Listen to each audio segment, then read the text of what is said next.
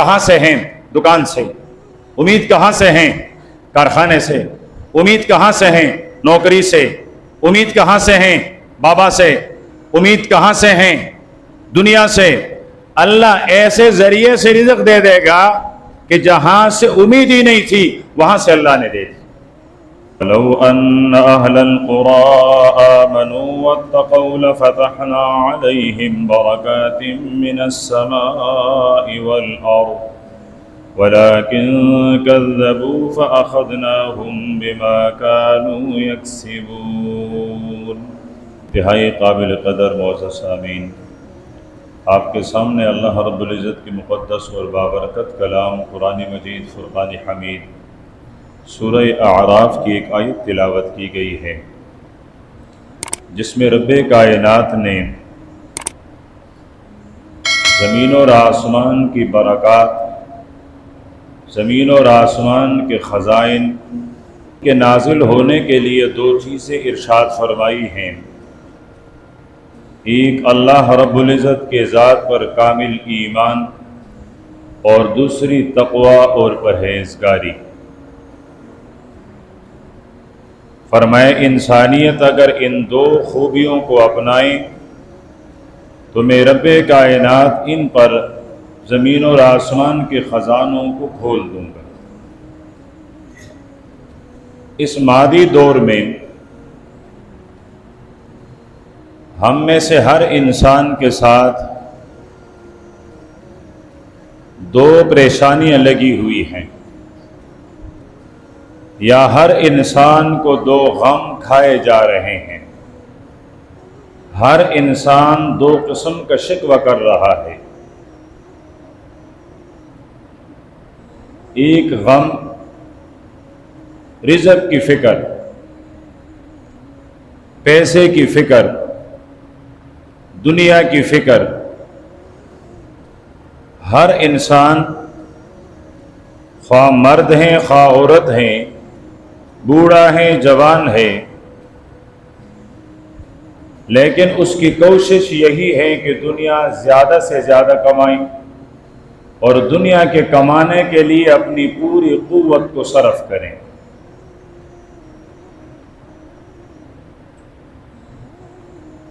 اپنی پوری قوت صرف کرنے کے باوجود ہر انسان کو شکوہ ہے کہ میرے رزق کے معاملے میں تنگی ہے، میں مال کے بارے میں پریشان ہوں، میں دنیا کے بارے میں پریشان ہوں۔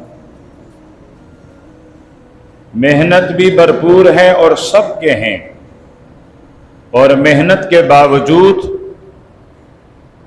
شکوہ بھی ہے کہ میرے پاس کچھ نہیں ہے۔ پہلے اسلام کا مزاج سمجھنے کی کوشش کرتے ہیں، اور پھر رزق کے اسباب، جن اسباب کی وجہ سے اللہ رزق نازل کرتے ہیں، جن اسباب کی وجہ سے اللہ پاک رزق کے نزول کو روک لیتے ہیں، اس کی سمجھنے کی کوشش کرتے ہیں۔ پہلی بات یہ ہے کہ اسلام ایک جامع مذہب ہے۔ اسلام نے مرد کے حقوق کا بھی خیال رکھا ہے، خواتین کے حقوق کا بھی خیال رکھا ہے، غریب کا حق بھی، امیر کا حق بھی۔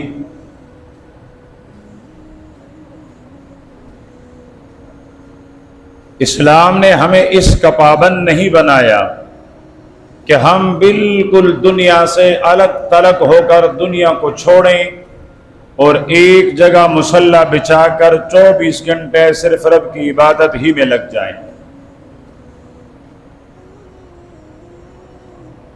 اسلام اس طرز عمل کو رہبانیت سے تعبیر کرتا ہے اور فرماتے ہیں لا رہبانیت فی الاسلام، کہ اسلام میں رہبانیت نہیں ہے۔ فرائض کی ادائیگی بھی ہے اور اپنی دنیا اور رزق کے لیے مناسب حد تک محنت کرنا بھی ہے، بلکہ ارشاد فرمائے کہ اپنے معاش کو تلاش کرنا یہ ایک اہم فریضہ ہے، لیکن بعد الفرائض، فرائض کے بعد۔ دوسرے نمبر پر کہ اسلام کو یکسر نظر انداز کیا جائے، اس کے احکامات کو نظر انداز کیا جائے، عبادات کو نظر انداز کیا جائے، دین کو پس پش ڈالا جائے، صرف دنیا کی فکر میں لگ جائیں، صرف دنیا کو اپنایا جائے، اسے اباحت کہتے ہیں، اور یہ بھی شریعت میں منع ہے کہ آپ صرف دنیا کے پیچھے لگ جائیں اور دین کو چھوڑ دیں۔ یہ اسلام کا وہ حد اعتدال ہے جس راہ پر، جس شاہراہ پر، جس سڑک پر اللہ اور اللہ کے رسول نے ہمیں گامزن ہونے کا حکم دیا ہے۔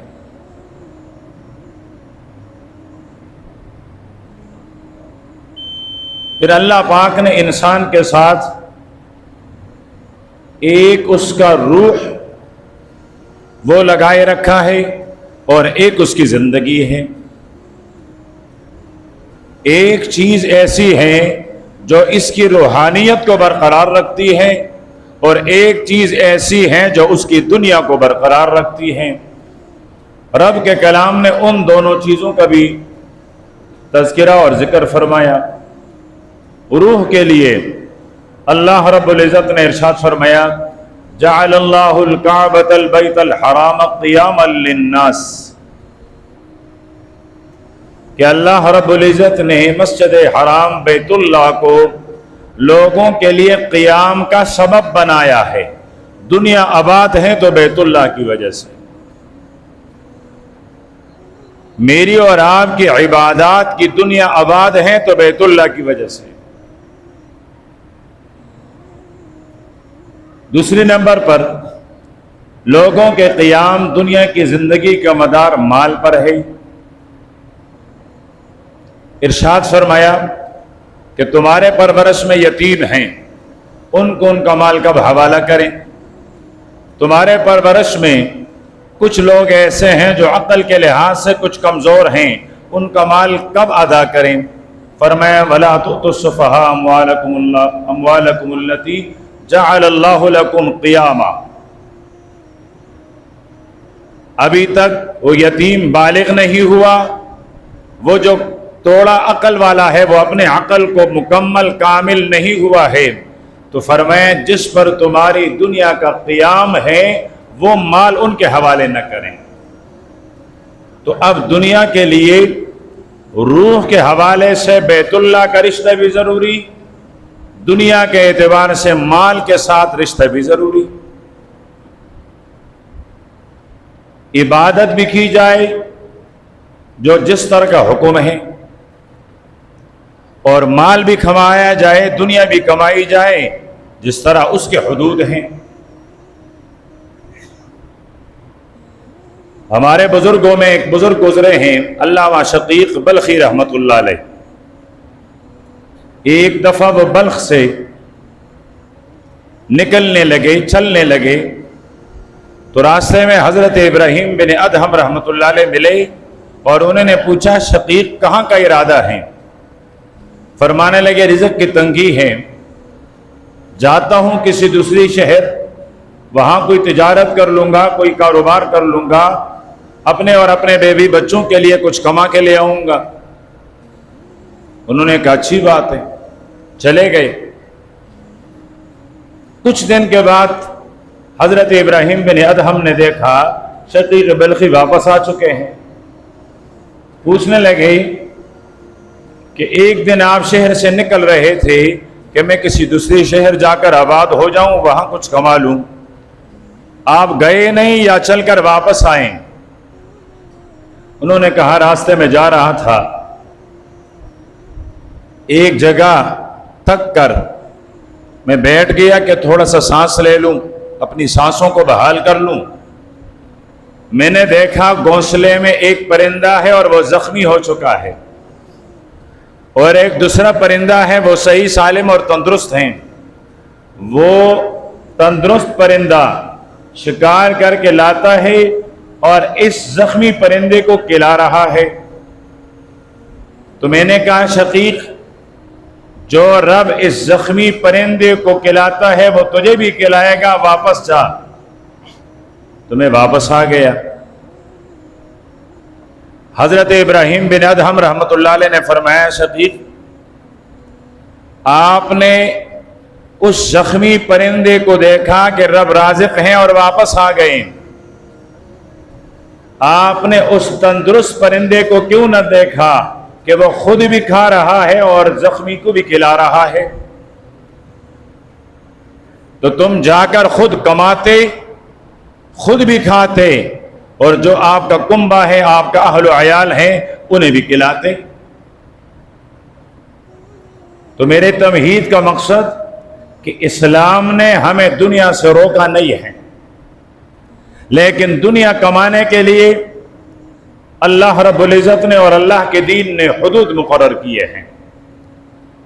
جب ہم ان حدود سے ہٹتے ہیں پھر اللہ پاک کی طرف سے سزا آتی ہے، اور اللہ رب العزت کی سزا کی تدبیر اتنی خفیہ ہوتی ہے کہ ہم اس تدبیر کو سمجھ نہیں پاتے، ہمیں احساس نہیں ہوتا کہ یہ اللہ پاک کی طرف سے امتحان ہے، یہ اللہ پاک کی طرف سے گرفت ہے، ہمیں اس کا احساس نہیں ہوتا۔ بہت دفعہ ہماری رزق میں تنگی آتی ہے، جسمانی لحاظ سے پریشانی آتی ہے، ہم اس کا الزام دنیا والوں پر لگاتے ہیں، جبکہ حقیقت میں وہ کرنے والے ہم خود ہوتے ہیں۔ ہم نے ایسا کچھ کیا ہوا ہوتا ہے جس کی وجہ سے اللہ پاک نے وہ دروازہ بند کر دیا ہے۔ ایک آدمی رات کو اپنے کمرے میں سونے کے لیے جائیں، کھڑکیاں بھی بند کر دیں، دروازے بھی بند کر لیں، لائٹ بھی آف کر لیں، اب اندھیرا ہی اندھیرا ہے، کچھ نظر نہیں آئے گا۔ اب یہ اٹھا، اس نے ایک کھڑکی کھولی، تھوڑی سی روشنی آئی، دوسری کھڑکی کھولی، روشنی کے ساتھ ہوا بھی آنے لگی، پھر اس نے دروازہ کھولا تو کمرہ بھی روشن ہو گیا، کمرہ ہوادار بھی ہو گیا۔ اب اگر یہ اسی اندھیرے کمرے میں بند کھڑکیوں میں بند دروازے میں رہتا تو کیا کرتا؟ اور یہ کسی نے بند نہیں کیے تھے، کھڑکیاں بھی اس نے خود بند کیے، دروازے بھی خود بند کیے، لائٹ بھی خود بند کیے۔ تو کبھی ہماری زندگیوں میں اگر تھوڑا سا اندھیرا آئے تو اس اندھیرے کے لیے جہاں سے روشنی آتی ہے، کھڑکیاں ہم نے بند کی ہوتی ہیں، دروازے ہم نے بند کیے ہوئے ہوتے ہیں، جہاں سے وہ اسباب آ رہے ہوتے ہیں ان اسباب کے رکاوٹ ہم خود بن جاتے ہیں۔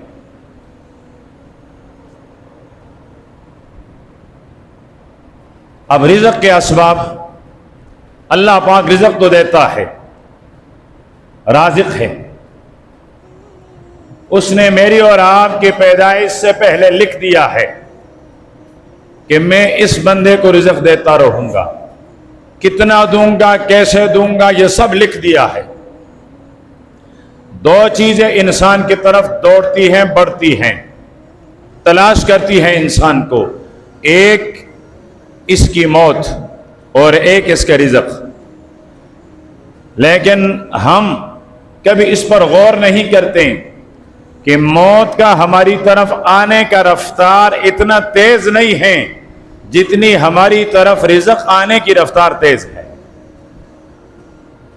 اگر انسان یہ سوچے کہ میرے پاس موت بھی دوڑ کر آ رہی ہے اور میرے پاس رزق بھی دوڑ کر آ رہی ہے، لیکن رزق کی رفتار اتنی تیز ہے کہ یہ صبح بھی آتی ہے، یہ دوپہر کو بھی آتے ہیں، یہ شام کو بھی آتی ہیں، یہ دن کو بھی آ رہا ہوتا ہے، یہ رات کو بھی آ رہا ہوتا ہے، یہ امیر کے پاس بھی، یہ غریب کے پاس بھی، یہ مرد کے پاس بھی، یہ خاتون کے پاس بھی، ہر طریقے سے آ رہا ہوتا ہے، جبکہ موت آتا آتا زندگی میں ایک ہی دفعہ آ جاتا ہے۔ اس کی رفتار رزق کی رفتار سے کم ہے، اور رزق کی رفتار تیز ہے، وہ ہم تک مسلسل پہنچ رہی ہوتی ہے۔ حضرت بایزید بستامی رحمۃ اللہ علیہ بہت بڑے ولی گزرے ہیں، فرماتے ہیں اگر یہ ساری دنیا میری عیال ہو جائیں، یہ ساری دنیا میری عیال ہو جائیں، میری بیوی بچے ہو جائیں، اور زمین تانبے کا ہو جائیں کہ اس پر کچھ بھی اگ نہ سکیں، اور آسمان سے پانی کا ایک قطرہ بھی نہ اترے. رزق کے اسباب تو یہی ہے نا، آسمان سے پانی اترے گا، زمین اگائے گا، عیال بھی زیادہ ہو، رزق کے دروازے، رزق کے اسباب دونوں بند ہو جائیں، پھر بھی فرماتے ہیں مجھے اپنے رب سے یہ یقین ہے، میرے رب پر میرا ایمان ہے کہ یہ ساری دنیا میری عیال ہو تب بھی اللہ رازق رزق دے گا. اب رزق کے اسباب میں سے قرآن پاک میں سے بہت سارے اسباب ہیں. قرآن پاک میں اللہ پاک ارشاد فرماتے ہیں بظاہر مخاطب میرا اور آپ کا نبی اور پیغمبر ہے، لیکن پیغمبر کے واسطے سے میں اور آپ اور دنیا کی صبح، دنیا کی قیامت کی صبح، دنیا کی آخری شام تک آنے والا ہر انسان مخاطب ہے. حکم کیا ہے؟ وَأْمُرْ أَهْلَكَ بِالصَّلَاةِ وَاصْطَبِرْ عَلَيْهَا. وَأْمُرْ أَهْلَكَ بِالصَّلَاةِ، فرمایا ہر انسان، ہر کلمہ پڑھنے والا، ہر میرے پیغمبر کا امتی اپنے گھر والوں کو نماز کا حکم دیں، صرف حکم دے کر جان نہ چھڑائیں. وَاصْطَبِرْ عَلَيْهَا، اس پر مضبوط رہیں، پابندی کریں، پابندی کروائیں. ربا میں نے سارے گھر والوں کو نمازی بنوایا، میں خود بھی نمازی بنا. فرمایا بندے پھر میرا وعدہ سن لو. وعدہ اللہ کا جس کے متعلق خود فرماتے ہیں لا یخلف المیعاد، کہ وہ اپنے وعدے کی کبھی خلاف ورزی نہیں فرماتے. وہ رب، وہ صادق مصدوق، وہ سچائی کا خالق، وہ فرماتے ہیں نحن نرزقک، نحن نرزقک، رزق ہم دیں گے، لیکن آپ سبب اختیار کریں. اور سبب کیا ہے؟ نماز کی پابندی. اب دیکھیں رزق کے لیے کوشش بھی ہو رہی ہے، اس کے باوجود بھی رزق کی تنگی ہے. کیوں؟ وہ جو دروازہ جہاں سے رزق آنے کو تھا، نماز کی پابندی، وہ ہم نے بند کر دیا ہے. نہ ہم خود نمازی، نہ ہمارے گھر والے نمازی. اور پھر جو ہماری نماز ہیں اسے تو نماز کہتے ہوئے بھی شرم آتی ہے. جو ہم نماز پڑھتے ہیں اس نماز کو نماز کہتے ہوئے بھی شرم آتی ہے. نماز تو میرے رب کی ملاقات ہے، نماز تو انسان مومن کے معراج ہے، نماز میرے رب اور بندے کے درمیان مناجات ہیں، باتیں ہیں، گفتگو ہیں. جو ہم نماز میں کھڑے ہوتے ہیں، کیا اس طرح کبھی اپنے باپ کے سامنے کھڑے ہوئے ہیں؟ کیا اس طرح کبھی اپنے استاد کے سامنے کھڑے ہوئے ہیں؟ کیا اس طرح کبھی اپنے پیر کے سامنے کھڑے ہوئے ہیں؟ کیا کبھی دنیا کے بادشاہ کے سامنے اس طرح لایانی میں سوچیں کہیں اور، فکر کہیں اور، کبھی داڑھی سے کھیل رہے ہیں، کبھی کپڑوں سے کھیل رہے ہیں، کبھی ایک طرف ٹہل رہے ہیں، کبھی دوسری طرف ٹہل رہے ہیں. اگر دنیا والوں کے سامنے ہمارا معاملہ یہ نہیں، پھر رب کے خالق کے ساتھ معاملہ کیسا کیوں ہے؟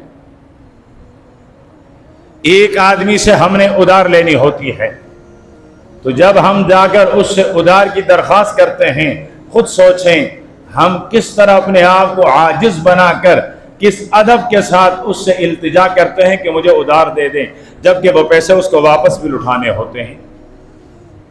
ہم رب کے خزانوں سے لے بھی رہے ہیں اور لیتے بھی ہیں غافل دل کے ساتھ. اللہ ایسے غافل کو دیتا نہیں ہے. تو پہلا دروازہ اور پہلا سبب فرمایا وَأْمُرْ أَهْلَكَ بِالصَّلَاةِ.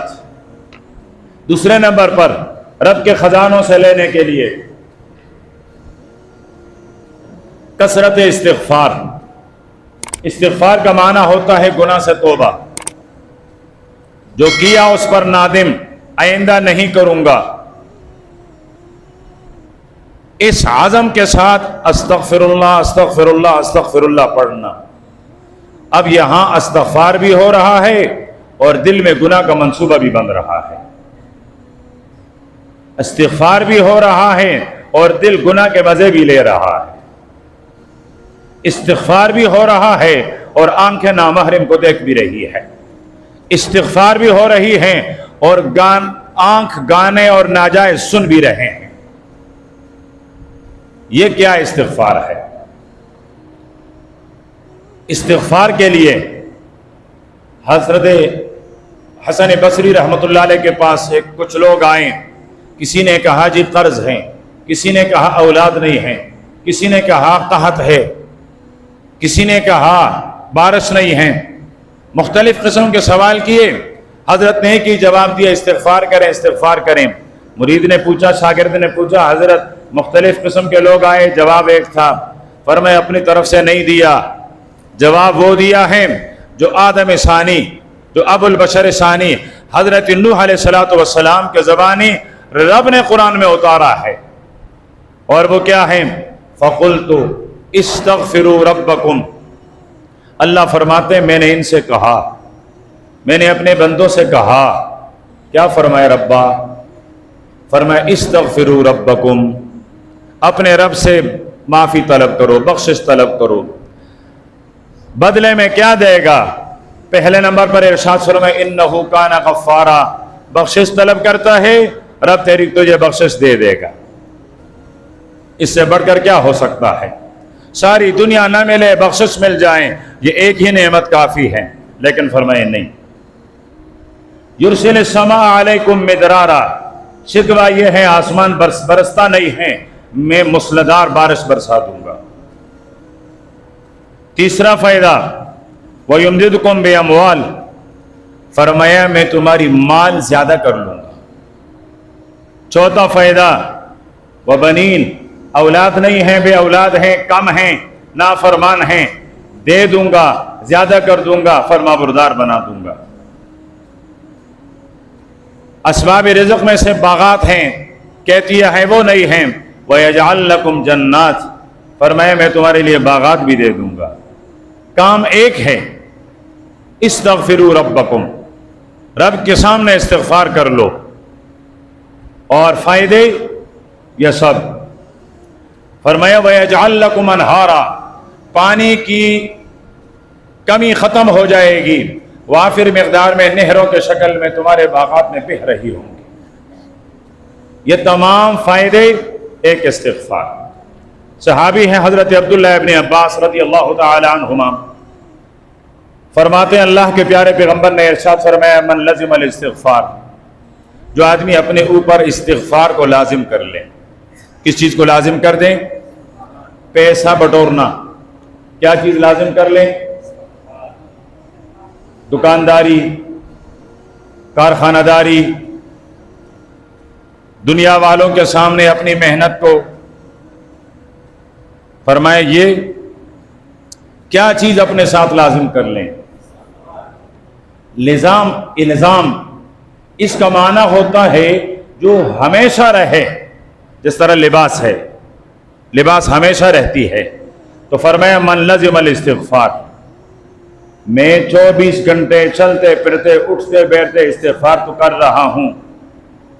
حضرت عبداللہ ابن عباس نے پوچھا ہوگا آقا ملے گا کیا؟ فرمایا ابن عباس سن تو صحیح. پہلے نمبر پر ارشاد فرمایا جعل اللہ لہ من کل ہم فرجا، اللہ اس کے ہر ٹینشن کو فری کر دے گا. تمہارے لفظوں میں معنی کر لیا. ٹینشن ہے نا، مجھے ٹینشن ہے، مجھ سے نہیں بولو، دماغ خراب ہے، آئندہ مجھ سے نہیں بولنا، مجھ سے نہیں کہنا، میں ٹینشن میں ہوں. اللہ کے نبی فرماتے ہیں استغفار لازم کر لو، ہمیشہ استغفار، اللہ ہم ختم کر دے گا. پریشانی، دماغی بوجھ، سب کچھ سکون آ جائے گا. دوسرے نمبر پر وَمِن كُلِّ ضِيقٍ مَخْرَجًا، انسان کی زندگی نشیب و فراز سے عبارت ہے. کبھی راحت تو کبھی سختی، کبھی خوشی تو کبھی غمی. فرمایا جب استغفار ہمیشہ پڑھو گے اللہ مصائب سے نکلنے کے لیے راستہ بنا دے گا. اللہ مصائب سے نکلنے کے لیے راستہ بنا. یہ نہیں مصائب آئے گا، نہیں آئے گا، مقدر میں لکھی ہوئی ہے، لیکن اللہ اس کے نکلنے کے لیے راستہ بنا دے گا. اور تیسرے نمبر پر وَيَرْزُقْهُ مِنْ حَيْثُ لَا يَحْتَسِبُ، وہاں سے دے گا رزق جہاں سے امید بھی نہیں تھی. رزق وہاں سے دے گا جہاں سے امید بھی نہیں تھی. امید کہاں سے ہیں؟ دکان سے. امید کہاں سے ہیں؟ कारखाने से, उम्मीद कहाँ से है? नौकरी से, उम्मीद कहाँ से है? बाबा से, उम्मीद कहाँ से है? दुनिया से। अल्लाह ऐसे जरिए से रिज़्क़ दे देगा कि जहां से उम्मीद ही नहीं थी वहां से अल्लाह ने दे दी। फरमाए ये 3 फायदे हैं और बताने वाला मेरे और आपके ज़माने का कोई पीर फ़कीर, कोई मौलवी नहीं है। जो वजह कायनात है, जो इस कायनात का हुस्न है, जो इस कायनात का जमाल है, जिस पर कायनात नाज करती है, मेरे और आपके दिलबर पैगंबर सल्लल्लाहु अलैहि वसल्लम ने 1450 साल पहले फरमाया है। इतने बड़े पीर का वजीफा, रब्बे काबा की कसम, दुनिया अव्वलीन और आखिरीन के तमाम पीर फकीर सब मिल जाएं, मेरे मोहम्मद अरबी के जूते के साथ जो मिट्टी लगी हुई है, यह सब मिलकर उस मिट्टी के भी बराबर नहीं है। ये उस पीर का वजीफा है। अब हम दुनिया के पीरों के पास जाते हैं, नहीं जी कोई खास बताएं, कोई खास बताएं, कोई तावीज़ दे दें। भाई वजीफा बता दिया। रिवायत करने वाले हजरत अब्दुल्लाह इब्न अब्बास और वजीफा देने वाले दोनों जहानों के सरदार पैगंबर। और वजीफा क्या है? इस्तिग़फ़ार। 2 चीजें मैंने अर्ज की कि रिज़्क़ की असली चीज नमाज, और नमाज की पाबंदी होगी तो रिज़्क़ आएगा, इस्तिग़फ़ार की कसरत होगी तो रिज़्क़ आएगा। अल्लाह पाक मुझे और आपको अमल की तौफीक अता फरमाए। व आखिर दावाना अनिल हम्दुलिल्लाहि रब्बिल आलमीन।